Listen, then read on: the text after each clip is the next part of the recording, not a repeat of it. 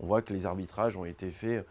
dans la volonté de réduire rapidement les déficits publics, mais du coup, on n'aura pas de croissance, du coup, on n'aura pas de création d'emplois, donc on va avoir une hausse encore continue du chômage. On prévoit un taux de chômage quasiment à 11% pour la fin de l'année 2013, même s'il est vrai que le gouvernement met en place des politiques de l'emploi, que ce soit les contrats génération ou les emplois d'avenir, mais on voit que malheureusement, c'est insuffisant pour inverser la tendance de fond. Le premier moteur de création d'emplois est la croissance, et qu'en tendance, avec une croissance inférieure à 1%, on ne crée pas d'emplois. Et on commence à faire baisser le chômage en France avec une croissance supérieure à 1,5%, parce qu'en plus, il y a une population active qui arrive sur le marché du travail chaque année, et qu'il faut créer au moins 150 000 emplois chaque année pour commencer à faire baisser le chômage. Il faut bien distinguer entre les stratégies de long terme et de court terme. C'est-à-dire, par exemple, réfléchir à un choc de compétitivité, des transferts de cotisations sociales patronales